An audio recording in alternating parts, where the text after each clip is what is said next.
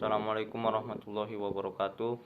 Nama saya Dato Abdul Hafiz. Saya mahasiswa jurusan Akhwalus Syakhsiyah semester 5 kelas D. Di sini saya akan menyampaikan presentasi saya tentang ketentuan pencatatan perkawinan dan akta nikah. Pertama, pencatatan perkawinan dan sumber hukumnya. Definisi tentang pencatatan perkawinan adalah pendataan administrasi yang ditangani oleh pegawai pencatat nikah dengan tujuan untuk menertibkan hukum. Sumber hukumnya adalah pasal 2 ayat 2 Undang-Undang Nomor 1 Tahun 1974 tentang perkawinan, yang bunyinya begini. Tiap-tiap perkawinan itu dicatat dengan peraturan perundang-undangan yang berlaku.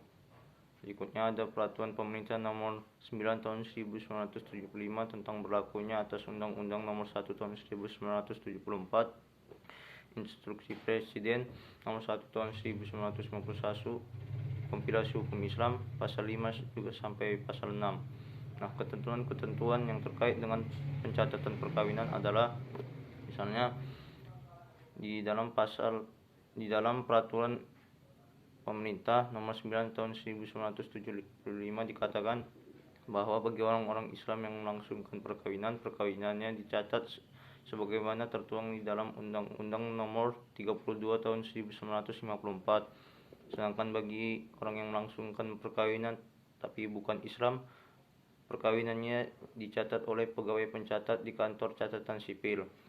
Nah, ketentuan berikutnya bagi pegawai pencatat nikah dapat ditemukan di pasal 6 Peraturan Pemerintah Nomor 9 Tahun 1975.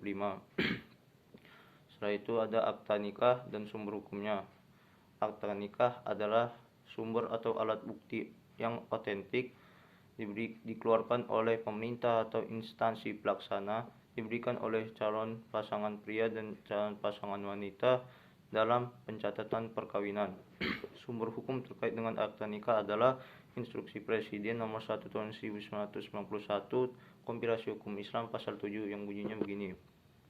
Perkawinan hanya dapat dibuktikan dengan akta nikah yang dibuat oleh pegawai pencatat nikah. Nah, ketentuan-ketentuan di dalam akta nikah adalah misalnya dalam proses penerbitan kutipan akta nikah, syarat-syarat atau format dalam akta nikah yang harus dipenuhi. Nah, analisis saya dalam pembelajaran kali ini adalah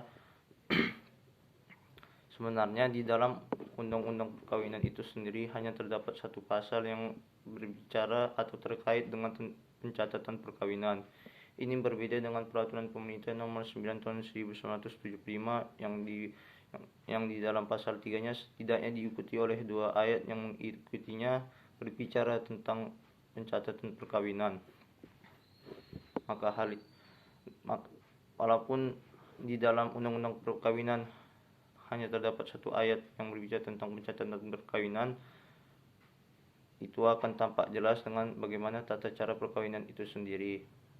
Dengan demikian, tidak berlebihan jika sementara ada pakar hukum yang menempatkannya sebagai syarat administrasi yang menentukan sah atau tidaknya sebuah perkawinan itu.